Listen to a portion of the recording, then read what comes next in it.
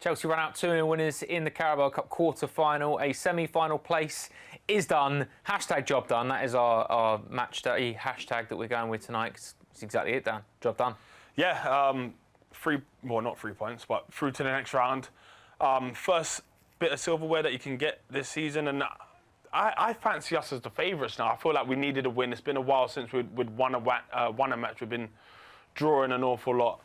Needed something to lift the morale. Kanté came on and just caused mayhem, you know, and he's just such a bright spark. Overall it was a good performance. That's exactly it, Sam, isn't it? We needed to get the result, get through to the next round, and now you're in the final four. Yeah, I think it was a mature performance all round from the team. I think we got better defensively in the second half. I think we started moving the ball a bit quicker, and then with Mount, James and Kanté coming on, it just that experience and them knowing that they were brought on to, you know, get us that result, because we've, like Dan said, we've been winning on penalties too often recently, and we just let's just win in normal time. And yeah, I think it was good. It was also good that no one got injured. There was no scares of any type. So yeah, good result all round. If you're looking at overall what would be a perfect night's work, you'd say you get a result. Yeah. The younger players get some minutes. You come away with it without any injuries. And you can give an easing back in to some of your more senior players, like Kanté, like Kovacic. You can limit their minutes. You don't have to end up playing 60, 70 minutes. Yeah, so Tuchel is job done, literally. You know, he's ticked every box. The younger generation, they managed to get a run out and give a good account of themselves. The likes of Kovacic, Kanté still got minutes on the board, so it brings them closer to full fitness. Get the win, no injuries, boost morale. Can't ask for that much more, you know. You can have maybe a more tantalising match, but all in all, it was a successful mission. Yeah, absolutely right. All the pre-match, we'll get to the game in social, because all pre-match was obviously all the chat about debuts. And how many debuts for Chelsea tonight? It's from the official Chelsea admin. 3, Ross Barkley there, still with Harvey Vale, one of the debutants. I can't think of anything at the moment, but wishing them the best of luck as they make their debut tonight against Brentford. Yeah, absolutely superb debut from all 3 of the boys tonight.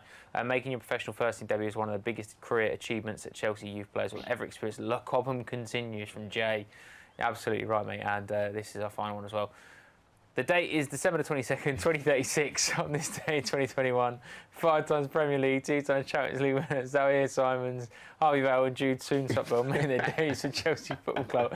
Harry, if we're still doing this show in 20-odd years, mate, or however long that is away, we're going to get you on, because that'll be some cool if he's done that, Sam. Yeah, but that would be amazing. Got to start somewhere. Yeah, but I honestly think that the youngsters did really well. I think they got into the game quite well. They got in and amongst it. Like they weren't shying away from challenges, getting on the ball.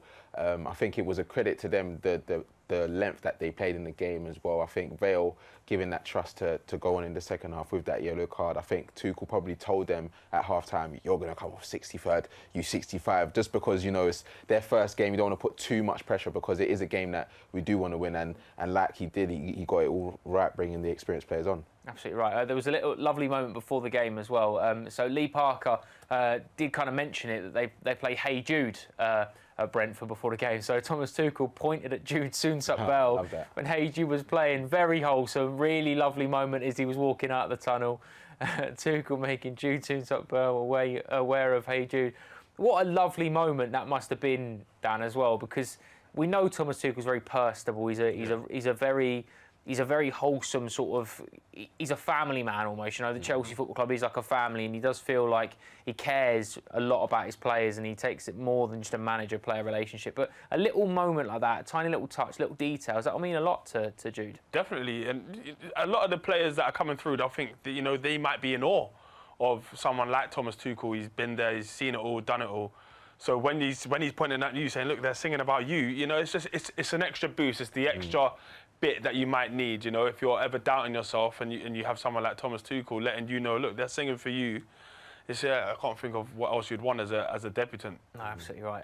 The man who loves this competition had another storming performance this evening was Kepa Arrizabalaga in goal. What we saw, what the ball saw, lovely. That's from the Chelsea Culture series, isn't it? Fairly recently on our social media channels. Look at Kepa, man. Love seeing him confident again. Needs to keep this up.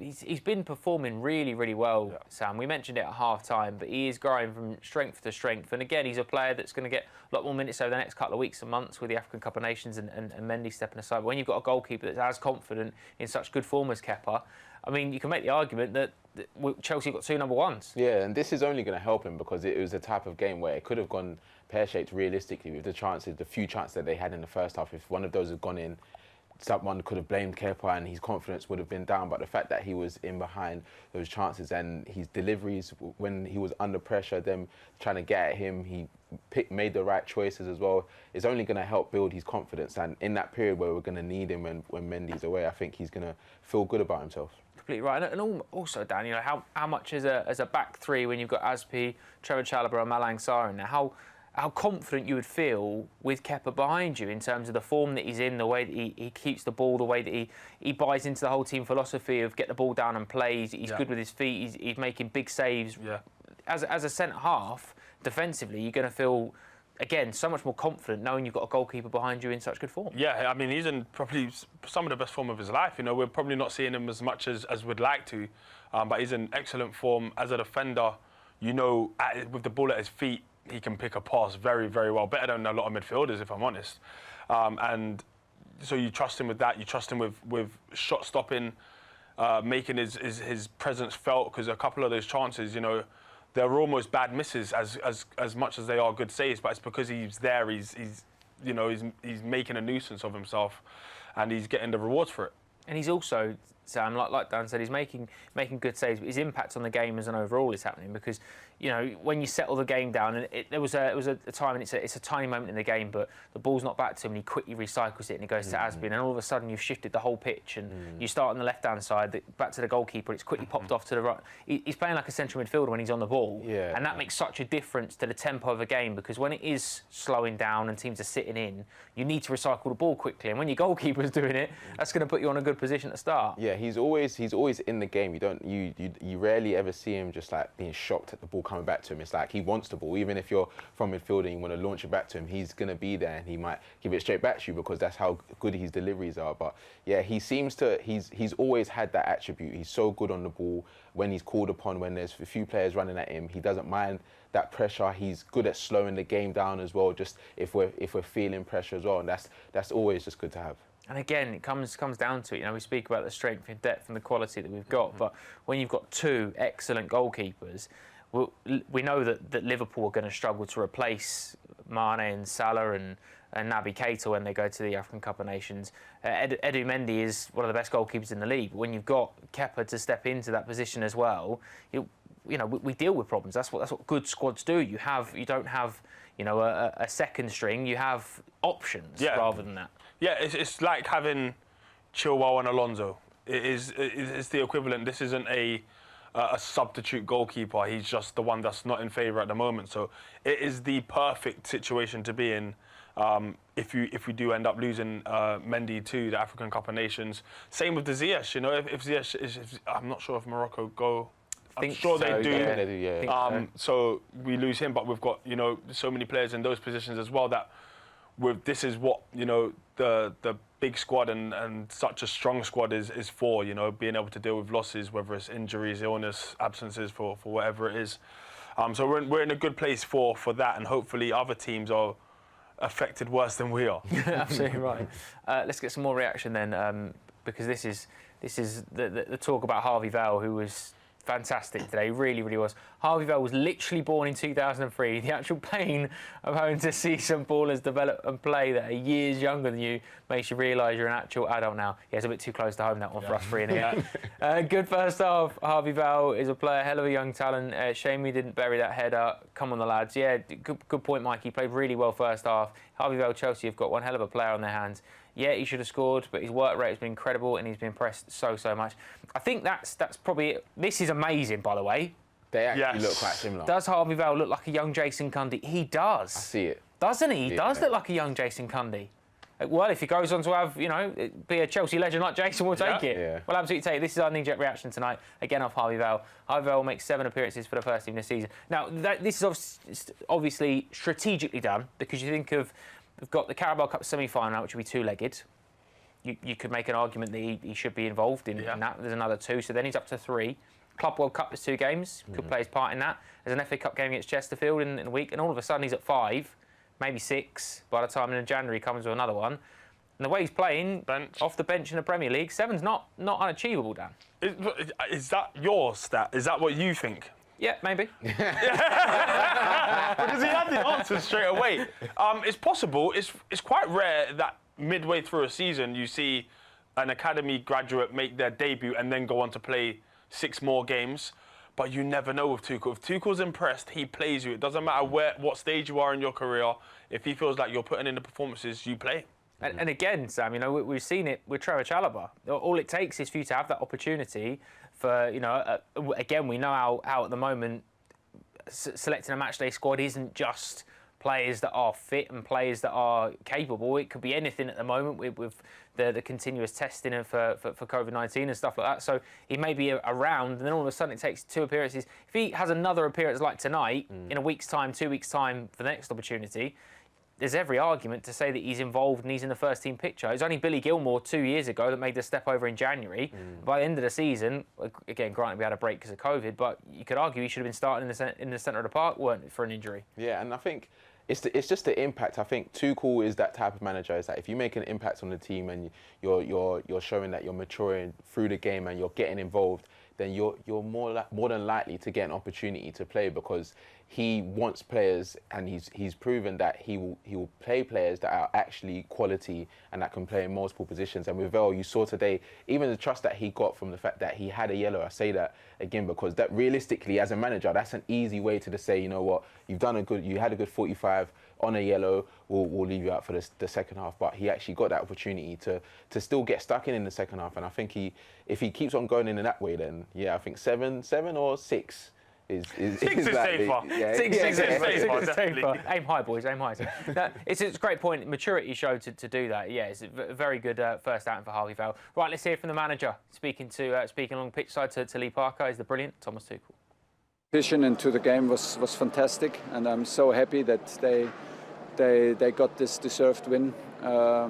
It's not easy to play here. It's not easy to play with this control that we had. We never lost focus, and yeah, like I said, I'm very happy with the way we played and super happy for the result, of course. You mentioned the youngsters. You've obviously not had too long with them to prepare, but how pleased and how proud were you with what you saw? Yeah, they did good. They did well in training the last 2 days, and they came. The academy was closed 1 week, so they came out more or less out of nothing. Jude came out of a flu, and they performed very well. But also the other guys. It's not so easy for Malang, for Trevor after injury, for Ross Barkley, who waited a long time now, to suddenly be in the middle of it and suddenly even be the responsible guys. It's much easier if you play with like 9-10 regular players and they can help you. Suddenly they were like the guys to take responsibility, and that's when I take this into account. That's why I'm so pleased and so happy with what we saw and how we did this. Happy with Kovacic as well. Was it always the plan to play 45 minutes? Yeah, with him this was the plan. Everybody else, we knew we have a strong bench today, and we can inject some quality into the game. But it was the plan for Shorshi and Kova to share the game.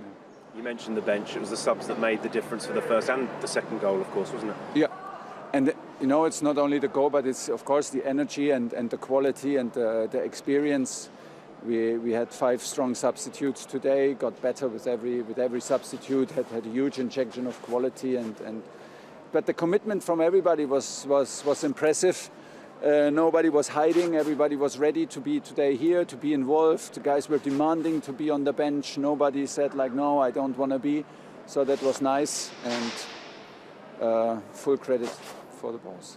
Don't want to jinx it, but how are things looking ahead of Villa on Boxing Day?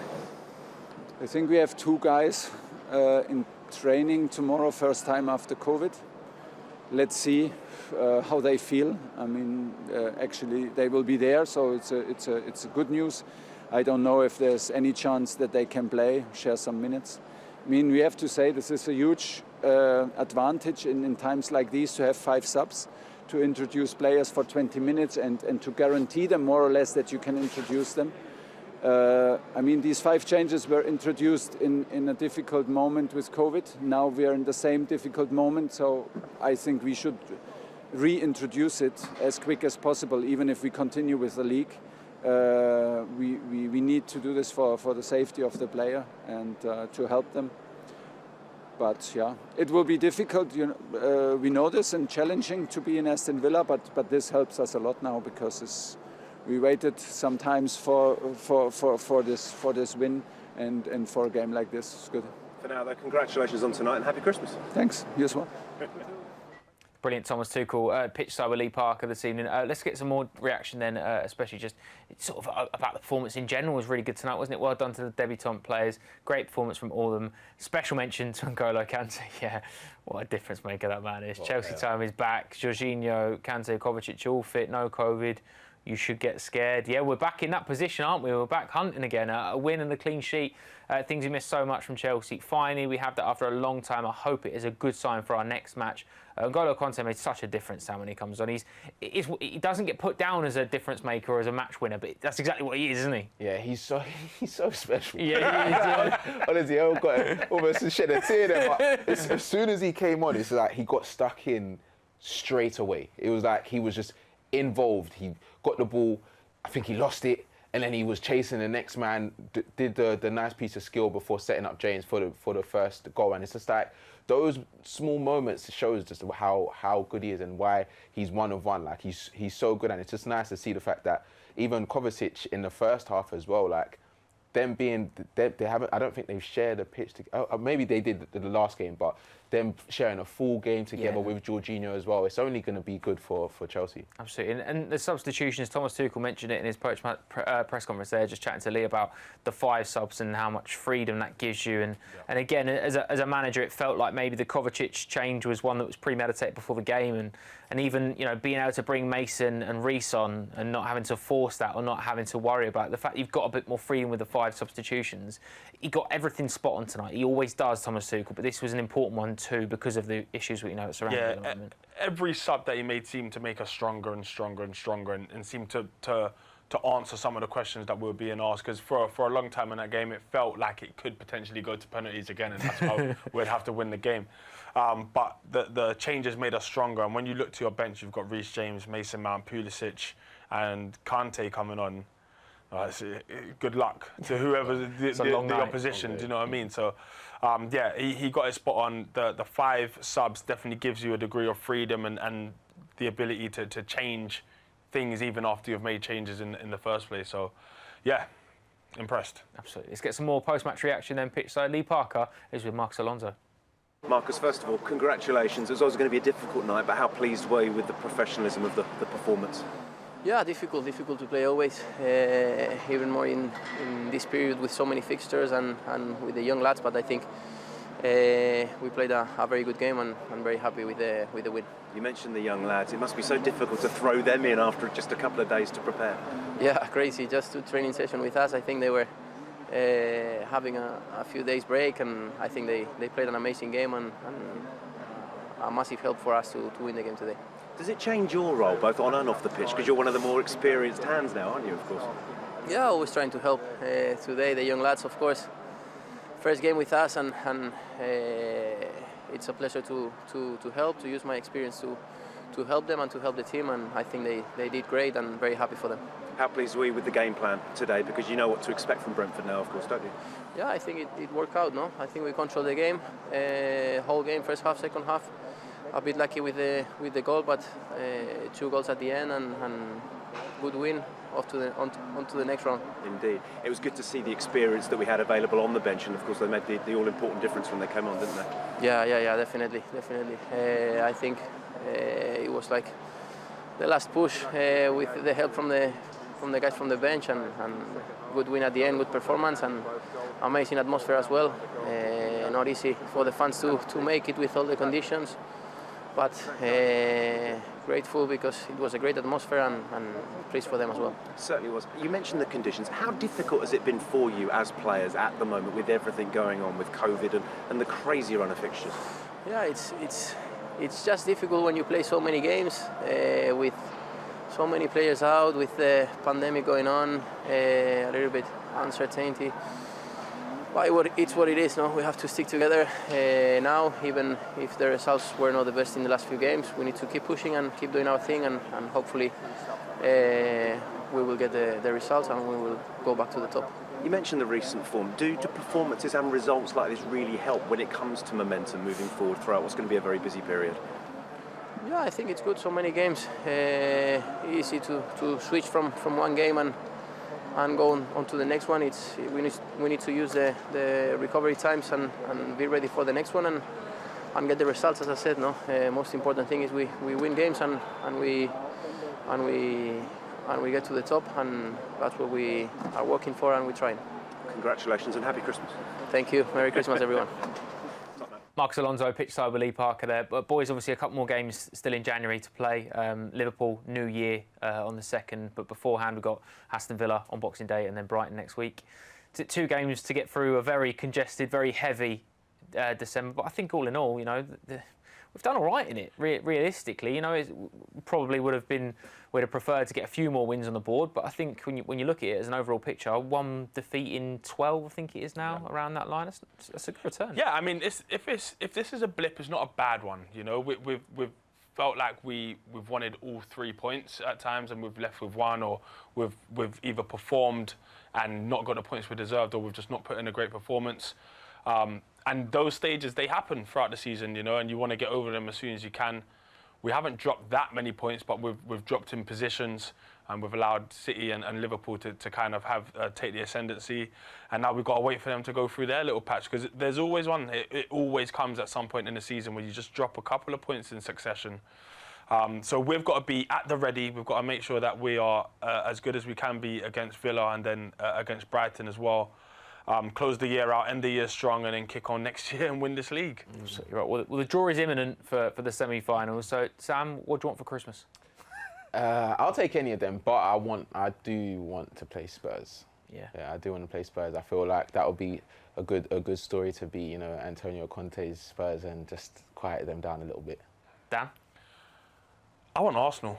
Liverpool just, if you've missed it, Liverpool won on penalties. They scored a 95th minute equaliser. So Arsenal, Liverpool, of course, Chelsea, Spurs. Yeah, I'm going to go with Arsenal. I would prefer to play Arsenal. I know they're in good form, but no disrespect to Arsenal.